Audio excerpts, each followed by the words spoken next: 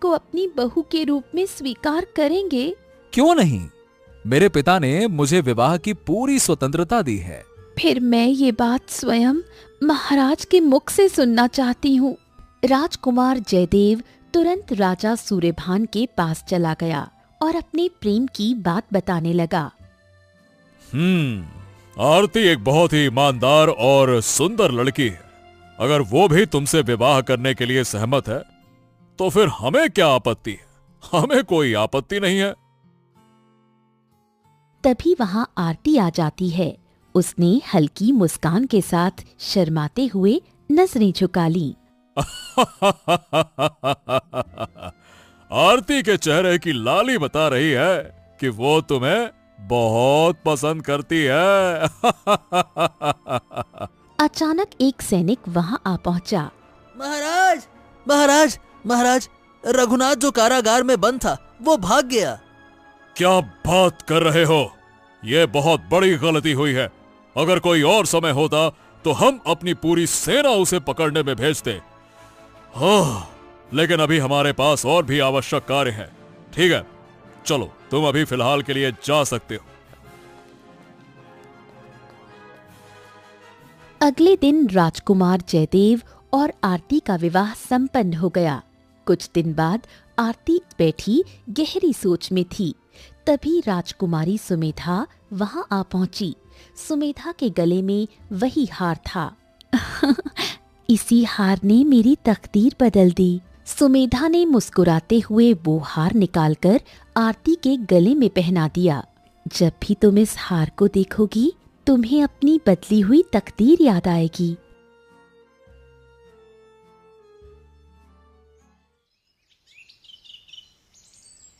अगले दिन जब राजा सूर्यभान की नजर आरती के गले में पड़े उस हार पर पड़ी तो वो चौंक पड़ा। ये हार तो सुमेधा के पास था। महाराज, सुमेधा ने ये मुझे भेंट में दिया है। अगर आप चाहें तो मैं इसे लौटा सकती हूँ। अरे नहीं नहीं नहीं नहीं, बस बस बस, भेंट वापस नहीं की जाती है। तभी वहाँ एक साधु आ पहुँचा। क्या मुझे पहचाना, राजा सूर्यभान? अरे आप तो वही साधु हैं जिन्होंने कुछ समय पहले मुझे ये चमत्कारी हार दिया था। हाँ, और इसी हार की वजह से मेरी तकदीर बदल गई। लेकिन ये हार नकली हो गया था और कुछ समय बाद ये जंगल में मिला था। क्या तुमने कभी सोचा कि आखिरकार ये हार जंगल में कैसे पहुंचा? तभी वहाँ जयदेव आ पहुंचा और साधु की ओर देखने लगा।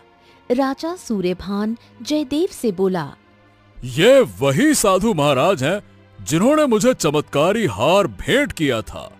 तभी साधु राजा सूर्यभान से बोला, राजन, समय बहुत कम है।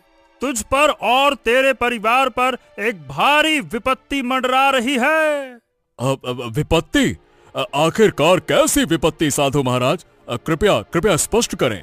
यदि तूने शीघ्र ही उपाय नहीं किया तो तेरी और तेरे पुत्र जयदेव और तेरी पुत्री सुमेधा की मृत्यु निश्चित है, निश्चित। हे साधु महाराज, कृपया इसका कुछ उपाय बताइए। मैं किसी भी स्थिति में अपने बच्चों की रक्षा करना चाहता हूँ। इसका एक ही उपाय है राजन। तुझे और तेरे दोनों संतानों को 10 वर्ष के लिए जंगल में रहना होगा। केशव नगर राज्य को भूल जाना होगा। यही एकमात्र उपाय है जिससे तुम मृत्यु के प्रकोप से बच सकते हो। हाँ, 10 वर्ष जंगल में? लेकिन पिताजी, हम यहाँ नहीं रहे तो राज्य का क्या होगा? यदि मेरे परिवार की रक्षा इसी से हो सकती है तो मैं भी जंगल जाने को तैयार हूँ। नहीं नहीं नहीं पुत्री, तू अभी इस वंश का पूर्ण रूप से हिस्सा नहीं बनी है। ये संकट केवल राजा सूर्यभान और उसके वंशजों पर आया है। राजा सूर्यभान, उसका पुत्र और उसकी पुत्री, केवल यही तीनों जंगल में रहेंगे। यदि यही उपाय है तो हम इसे स्वीकार करते हैं। हम अपने बच्चों के प्राणों की रक्षा करने के लिए हर त्याग करने को तैयार हैं।